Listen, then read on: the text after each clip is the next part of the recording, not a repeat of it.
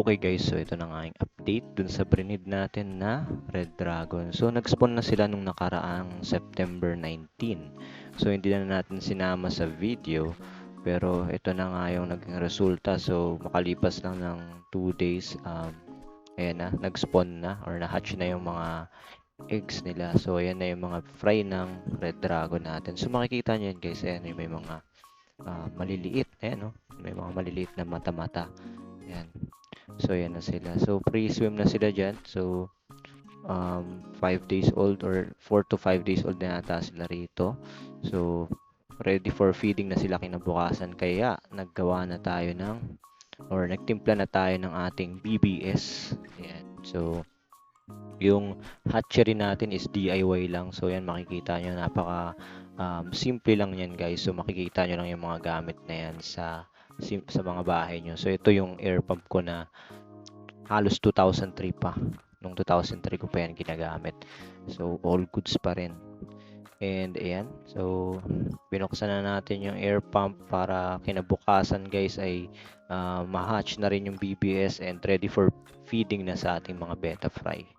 So, yun.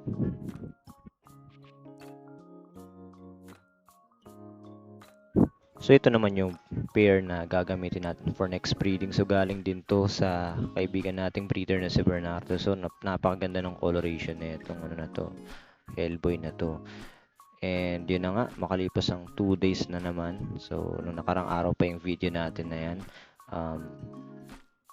ihihiwalay na natin yung tatay na beta, yung tatay na Red Dragons. And kumuha na rin tayo ng mga kitikiti for feeding para naman dun sa ating mga adult betas. So ito yung gagamitin natin pangkuha dun sa tatay na beta guys. So bibili lang natin to sa mga local store or local shops dyan sa atin sa palengke. So maganda to guys dahil may malalaki siyang space, no? Kasyang-kasya or hindi kasya yung male na beta or yung beta natin dun, yung adult beta. Hindi kasya lumabas. Pero yung mga fry natin, makakalusot sila. So, hindi natin sila masasama sa pagkuha. So, yan na. Pinakain na natin yung mga fry natin ng BBS. So, yan. Kitang-kita nyo guys. So, yan. Mga ano pa lang yan.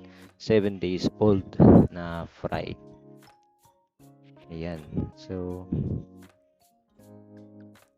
ayan. Ang daming BBS. So, yung iba nakakain na. Yung iba hindi pa kumakain. So, ayan, sana maging successful yung breeding na to. Kumbaga, mabuhay yung maraming fry. So, magkakaroon tayo guys ng giveaway ng beta kapag maraming nabuhay. So, papasalamat din ako sa mga subscribers natin. So, meron na tayong 118 subscribers. So, kapag naka 500 siguro tayo magpapag-giveaway tayo ng beta bilang pasasalamat. So, ito na yung tatay na beta. Nalis na and ready for next breeding na yan and i-condition na naman natin siya.